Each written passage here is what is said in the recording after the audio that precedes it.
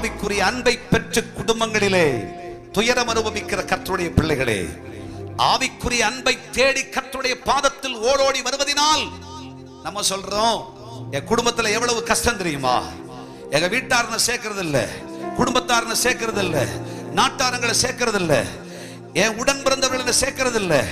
கலங்கவே கலங்காத. பைபிள் சொல்லுகிறது, அவனை இயேசு கண்டார். அவனை இயேசு கண்டார். தாயின் தகப்பனும் தள்ளி விட்டதுனால இயேசு உன்னை தள்ளி விட மாட்டார். தாயின் தகப்பனும் கைவிட்டதுனால இயேசு உன்னை கைவிட மாட்டார். நான் கேட்கிறேன், பெத்த அப்பா அம்மா ஒரு பிள்ளைய வேண்டான்னு சொல்லுவாங்களா? ஆனா எத்தனாயிரம் பேர், எத்தனை லட்ச ஜனங்கள், கோடான கோடி பேர் சாட்சி கொடுக்கிறார்கள்.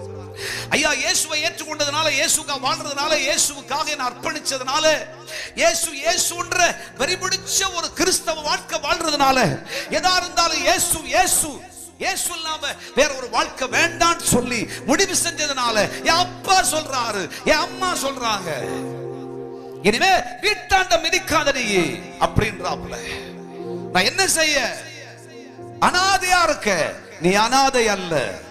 என்றைக்கு இந்த தாயும் தகப்பனும் வீடும் குடும்பமும் கோத்திரமும் உன்னை வெறுக்கிறார்களோ, அன்றைக்கே உனக்கு ஒரு பெரிய செல்வ சீமான் ஆண்டவராக இயேசு உனக்கு சொந்தமாக இருக்கிறார்.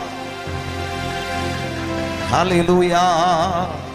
நீ அனாதை ஆவதில்லை. ஆமென். ஹல்லேலூயா. நம்மை அனாதையாய் அவர் விடுவதில்லை. அவர் நம்மை காண்கிற தேவன்.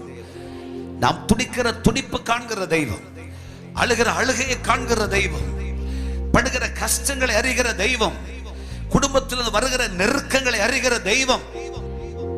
குடும்பத்தார் எல்லாரும் சொல்றாங்க, நீ ஆவிக்குரிய சபைக்கு போனதுனால தானே, ஆவிக்குரிய கூட்டத்துக்கு போய் ஜெபிச்சதுனால தானே.